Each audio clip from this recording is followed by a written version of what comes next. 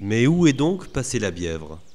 Il était une fois en Île-de-France, une rivière tranquille qui d'un bout à l'autre de son cours vivrait encore de belles heures, si elle n'était allée à la rencontre de Paris, comme attirée par les lumières de la ville, éphémère lumière.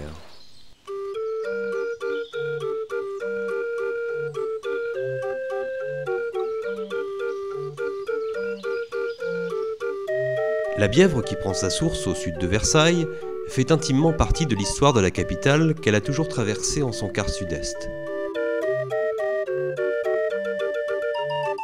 Longtemps cours d'eau champêtre, quand le 13e arrondissement n'était encore qu'un jardin, elle a suivi l'histoire des hommes pour devenir progressivement industrieuse et besogneuse.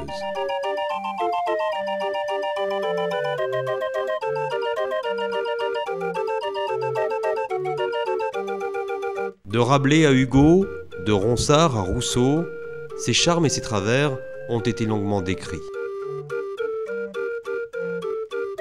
Autour de la Bièvre, c'est toute une population, toute une vie qui s'est créée, dont apparemment il ne reste rien. Une rivière qu'on prend et puis qu'on jette. Aujourd'hui, la Bièvre n'existe plus. Mais peut-on vraiment faire disparaître une rivière ? Gérard Comte n'a jamais connu les bancs de l'université. L'histoire qu'il aime et qu'il pratique, c'est celle de son quartier, celle de Paris, de ses habitants, c'est l'histoire qu'on dit petite. La Bièvre a maintes fois traversé ses recherches, mais à Paris, il ne l'a jamais vue qu'en photo. Cette rivière, c'est son Arlésienne à lui, et son parcours, il l'a maintes fois refait en pensée. Elle rentre à la poterne des Peupliers, elle longe la butte aux Cailles, franchit le boulevard Arago, elle serpente dans l'annexe du Jardin des Plantes, avant de se jeter dans la Seine au pont d'Austerlitz. Non, décidément, on ne peut traverser les siècles, fût-on une rivière, sans laisser des traces dans la mémoire des hommes et des lieux. Il y a toute une légende, c'est quand même une rivière qui est morte, enterrée, mais qui survit encore, on en parle. Les cartes postales sont quand même là pour rappeler que c'était quand même pas, c'était au début du siècle, donc c'était quand même pas très ancien.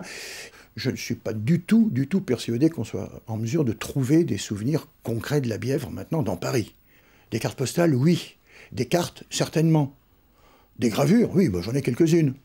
Mais des souvenirs actuels, ça m'intéresserait de voir ça. Les souvenirs, c'est à la manufacture des Gobelins que Gérard Comte décide d'abord d'aller les chercher. Il faut dire que c'est en 1443, ça ne date pas d'hier, que Jean Gobelin est venu se fixer en bord de Bièvre. Au Gobelin d'aujourd'hui, le maître teinturier n'utilise plus l'eau de la Bièvre, mais dans son esprit, elle est encore très présente.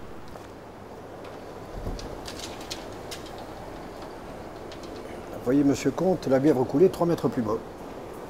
Et alors là, vous êtes en train de refaire le geste que devaient faire les teinturiers déjà à l'époque. Mais la Bièvre, elle s'appelait aussi la rivière des Gobelins, il ne faut pas l'oublier. Hein. Oui. Mais alors, pour quelles raisons ils sont venus s'installer sur les bords de la Bièvre? C'était quand même pas particulièrement un endroit... Pourquoi ils ont choisi la Bièvre? Une des raisons fondamentales, c'est que la Seine avait des inondations assez catastrophiques. Tandis qu'évidemment, comme la Bièvre était un des affluents de la Seine, c'était une petite rivière tout à fait calme. Et puis ils travaillaient après les corporations de tanneurs et de mégissiers qu'il y avait justement à côté du Score-le-Gal. Mais dites, il y a une légende, le célèbre rouge des Gobelins, est-ce qu'il devait quelque chose à la Bièvre? Eh bien, nous pensons que oui.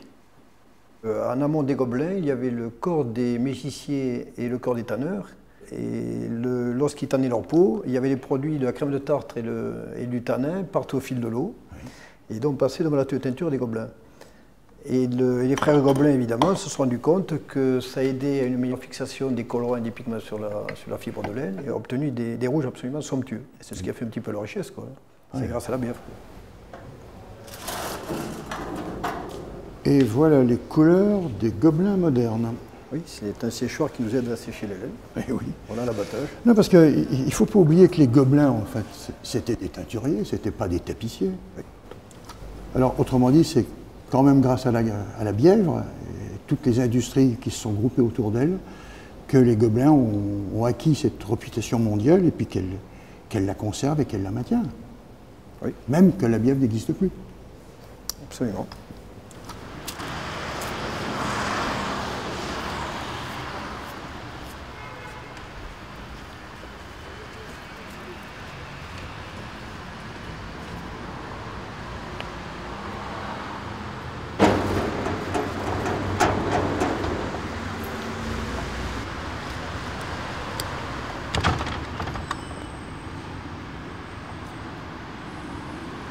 Des clayettes sur la façade, en bois, vous savez, comme des volets. Et vous n'auriez pas ça dans votre cour, ou tout au moins, est-ce que vous le connaîtriez dans le quartier? Non, non, je connais pas, non. Bah écoutez, tant pis, je vais Je chercher connais plus loin. pas, non. Je vous remercie, madame. Je vous en prie. Excusez-moi. Au revoir, monsieur. Au revoir, madame. Non, parce que d'après mes déductions, je pense que votre salle devait se trouver juste à côté de la Bièvre, mais ça mérite évidemment une petite vérification. Ah oui, mais ça me rappelle des vieux souvenirs. Ouais. Du temps où j'étais projectionniste intérimaire, quand j'étais étudiant. Ouais, ça remonte à... C'était il y a une bonne trentaine d'années, pour ne pas dire 40 et plus. Voilà, c'est là où vous devez trouver ce qui vous intéresse. Ah oui. Ah ben oui, C'est bien ça? Ah oui, ça pas de problème, ça c'est... Voilà, c'est le bief que je cherchais. Puis alors le bâtiment d'en face, là, c'est... Ah ben, il est d'époque, hein. On retrouve toutes les structures des tanneries. Ça se reconnaît parce que vous avez les clayettes qui sont là, qui sont peut-être pas d'origine. C'est les planches de bois, là? Oui, les planches de bois. Ben, c'était comme des volets que l'on ouvrait ou que l'on fermait. C'était pour permettre les courants d'air pour faire sécher les pots. Alors les pots qu'on rinçait dans la bièvre qui passaient en bas. Et alors on les faisait sécher après. Alors inutile de vous dire que l'arôme dans le quartier, ça fleurait la marjolaine. Et remonte à quand votre cinéma? L'Escurial, je crois que c'est 1911. 1911, c'est-à-dire un an avant qu'on ait recouvert la Bièvre. Je pense que c'était certainement une dépendance d'une tannerie ici. C'est peut-être même une ancienne tannerie.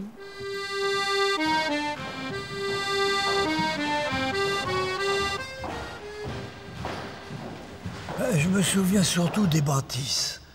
Je me souviens de l'odeur. Et puis ça n'en finissait pas parce qu'il y avait tout un tas de petites rues. C'était un quartier entier où passait la Bièvre avec des bras qui allaient d'une rue à l'autre. Et alors moi ce que je me souviens, c'est évidemment ce sont des odeurs de ces pots que l'on voyait, dont certaines apparaissaient à travers les volets du quartier. Autant que je m'en souvienne, ça n'était pas désagréable comme odeur.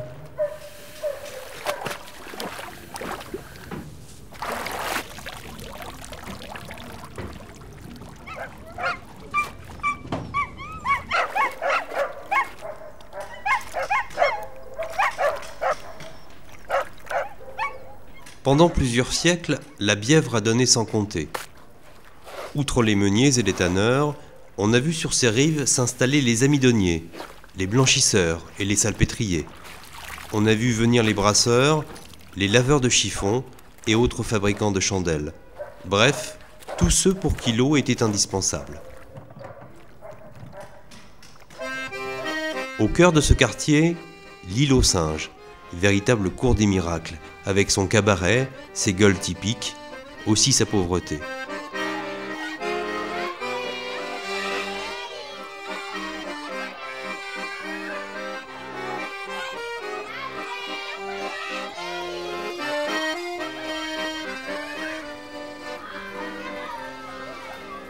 Au fil des ans, la Bièvre s'est transformée en véritable cloaque, qu'inévitablement on a souhaité enfouir, comme pour l'oublier.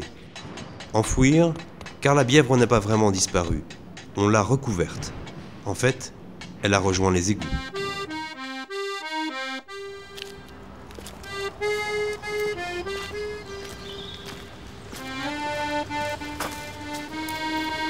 Parce que, voyez-vous là, il y a un pont, un peu plié, Oui, c'est signe qu'il y avait de l'eau. oui. Alors ce qu'il faudrait voir, c'est si par exemple cette eau avait pu traverser la rue, on pourrait peut-être regarder dans votre sous-sol si jamais il y aurait quelque chose qui m'indiquerait. Il y a une trappe. Il y a une trappe, donc on peut regarder.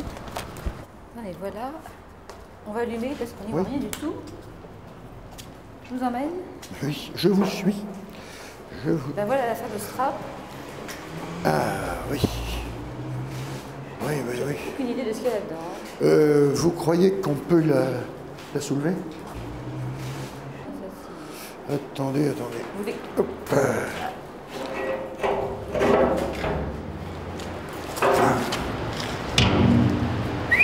Oula, là, voilà la bièvre. Ah ben dites donc. Ah mais c'est vachement large. Et il y a le courant. Il doit y avoir... Il faudrait... Il y a un bruit de chute au bout. Oui, oui, oui, mais enfin ça... Vous voulez pas la remonter? Ah non, non, non, non, non. Ça, moi, ce qui m'intéresse, c'est ce qu'elle est devenue dans Paris. Et qu'une solution, c'est les égouts.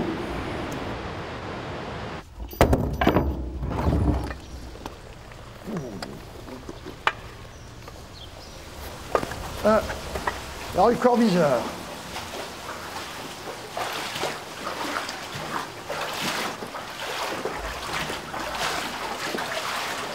Si je vais trop vite, faut pas que je me perde. On joue les Jean Valjean, dites donc.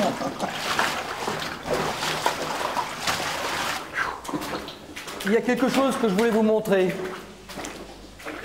Tenez. Ah, Ceci. ouais, voilà. C'est plus ancien que l'égout, ça. C'est le pont. C'est le pont de la... C'est le pont du moulin de Croulebarbe. Je vais vous montrer. Voilà une gravure là, qui est de grosso modo 1830, qui représente le moulin de Croulebarbe. Et le pont en question, le voilà. Et c'est sur ce pont que Marius rêvait à Cosette. Ah ouais. Il y a une autre voûte là par ici. Oui. Oui, rue Edmond Gondinet encore. Hein. Oh, alors, salut collègue. Attention à la tête. Ouais, c'est ce qui me reste de plus précieux. Ah, Bièvre, rue Croulebarbe. Alors ça, c'est la preuve que nous sommes dans le lit de la Bièvre. Alors là, je suis content d'avoir découvert ça. Et ça, sans vous, j'aurais certainement pas pu imaginer que le lit de la Bièvre existait encore. Et près du pont d'Austerlitz, la Bièvre a toujours sa sortie. Bièvre retrouvée, parcours reconstitué, Gérard Comte peut maintenant rêver.